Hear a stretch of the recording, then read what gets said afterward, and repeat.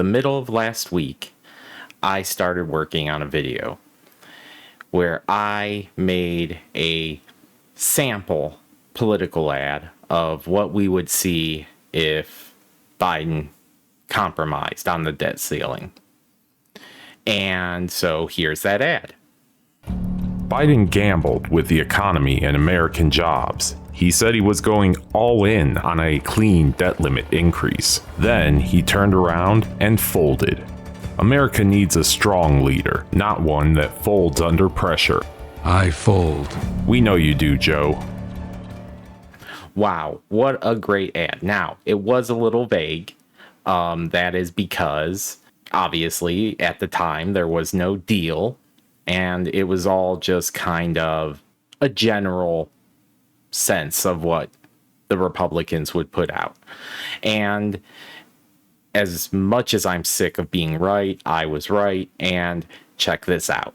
We will not be doing any negotiation over the debt ceiling. Biden refused to negotiate. I will not yield. But Speaker McCarthy and the House forced him to cave, delivering another win for conservatives. Work requirements for welfare, unspent COVID money for China clawed back. And for once, Washington will spend less than the year before. Biden did not want to negotiate over this, but congressional Republicans have brought him to the table. The House took on Biden and won.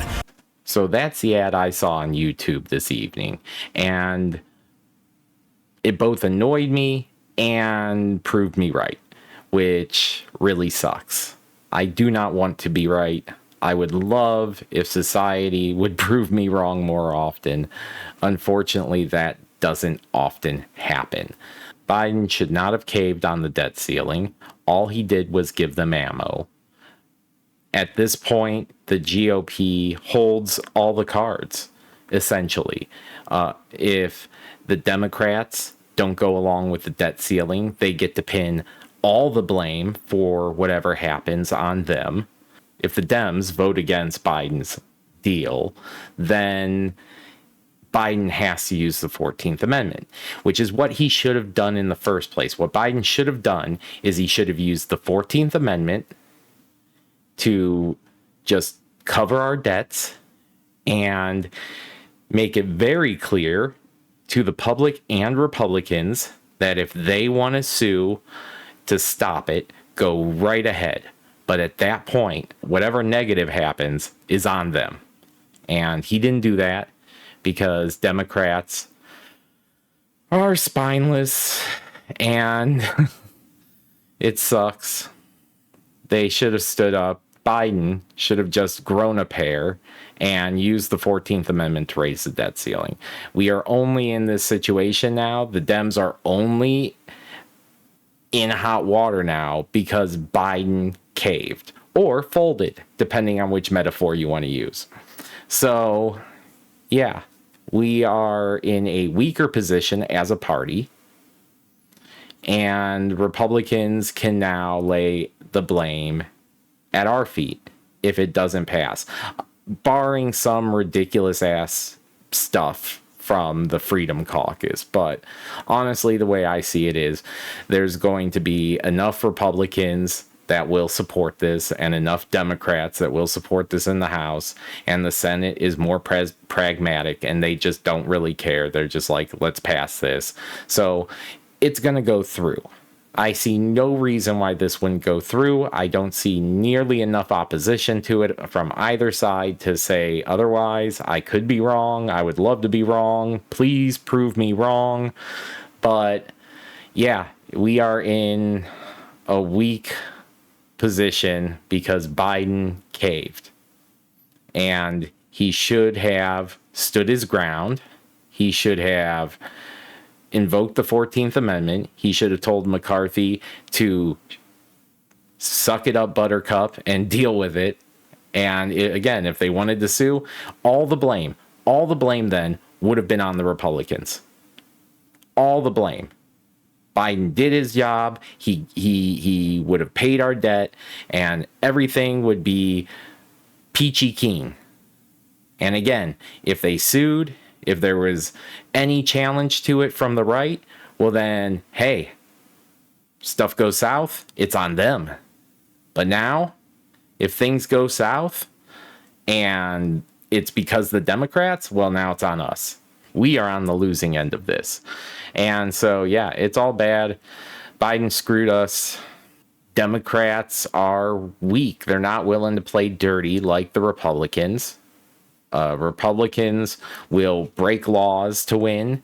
They will lie to win. They will do whatever it takes. Whatever it takes. Look at all the effort and all the years they put into overturning Roe v. Wade. They will do whatever it takes.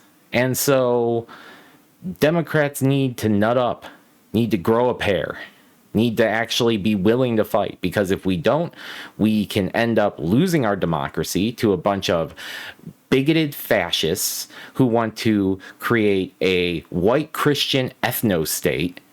And that's not going to be good for anybody other than a handful of racist Republicans. We need to fight this now.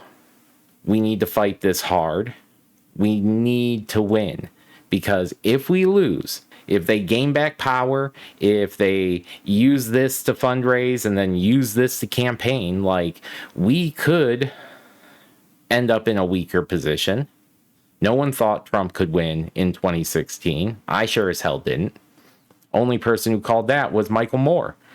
So we are in a weak position, and Democrats need to toughen up and play dirty, just like Republicans. You know, Republicans love to claim Democrats do all this stuff that they don't do. I wish they did some of it. You know, Republicans make a claim, and I'm over here going, God, I wish they had the balls to do that. They don't. They don't. They're not willing to fight. They're willing to infight. They're willing to sit there like intellectuals that they are and debate and all this other crap within their own party. But the other party is just a party of opposition and bigotry. And so, like, yeah, no, there needs to be action. The time for debate and BS is over. It's been over. It's been over since 2016. The time for action is now. And what Biden did was Biden rolled over, he folded, he caved, whatever you want to call it, you know, depending on who's making the ad. And yeah, here we are. Reach out to your representatives, write your congressman, send them emails, go on their social media accounts. They can't ban you on social media from their government, their representative, the one they use for their actual office accounts. Call their office. I call my representatives all the time. Find your representatives, contact them. If you got a Democratic rep, reach out to them, tell them you do not support this caving, this you know, bending to terrorists, to hostage taking terrorists. That's even counterintuitive, because if we stop it, then the Republicans win too. Like, he just put us in such a shit spot, and it's so aggravating. Yeah. So hope you enjoyed my first video. Very uplifting, huh? But yeah, there'll be more videos. I'm going to be using my years of political experience and activism with campaigns, working with unions, working with nonprofits, all this stuff, political action committees, to educate and inform. And yeah, we got to fight back. We got to stop these Republicans, because if they get what they want, then, I mean, I'm going to be talking about this. I'm going to reference this book a lot on this channel. Malcolm Nance's book, They Want to Kill Americans. We have to deal with this. This is just something that has been unfortunately festering and has come to, you know, fruition, whatever. It's bad. They're violent. They're bigoted. They don't just want to kill people of color. If you're white and liberal and don't have a problem with marginalized groups, well, you're a race traitor, and they're coming for us too. So let's get it together and let's fight. So hopefully you enjoyed this video. If you did, hit the subscribe button.